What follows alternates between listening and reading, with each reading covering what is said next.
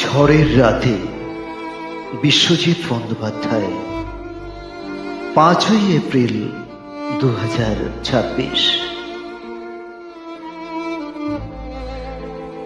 এমনি একটি ঝড়ের রাতে আমাদের ছোট্ট একটি ঘর ভেঙে গেল, উড়ে গেল। হঠাৎ আমরা মাথা ছাদিন হয়ে ফাঁকা মাঠে রইলাম দাঁড়িয়ে। রায়মঙ্গল পারে তখন গর্জন তর্জন, চারিদিকে অন্ধকার, নিকষ কালো অন্ধকার। রায়মঙ্গলের এক একটা ঢেউ আশ্রে পড়ছে, পাহাড় যেন এলোমেলো হয়ে যায়, মরমর করে ভেঙে পড়ছে গাছপালা। তেমন বিকট শব্দে ঝড় বয়ে যায়, চারিদিকে শুধু অন্ধকার, কেউ কোথাও নেই।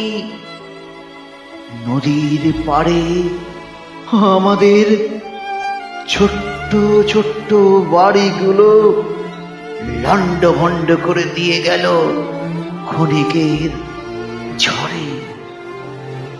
রায়মঙ্গলের এক একটা ঢেউ যেন অজগরের মতো ফুলে ফুঁসে আমাদের সবার বাড়িঘর নোনা জলে ভাসিয়ে দিয়ে গেল। চারিদিকে মাঠ থই থই, জলে ভেসে গেল। কোথায় রাস্তা, কোথায় বাড়িঘর, আমরা কিছুই বুঝতে পারছি না। বিদ্যুতের খুঁটি ছিঁড়ে গেছে, আলোহীন প্রান্তর, শুধু ধোঁয়াশা ধোঁয়াশা আর নিরাশা।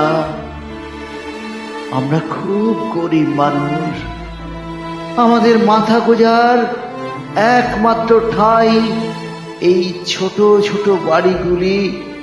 সেগুলো আজ ঝড়ের তাণ্ডব লীলায় নিশ্চিহ্ন হয়ে গেল।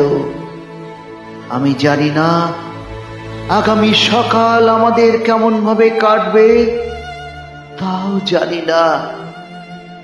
রাজনৈতিক নেতারা আসবে, বড় বড় গাল ভরা ভাষণ দেবে, ভোট আসবে, অনেক প্রতিশ্রুতি দেবে, ভোট ফুরিয়ে যাবে, তারাও হারিয়ে যাবে।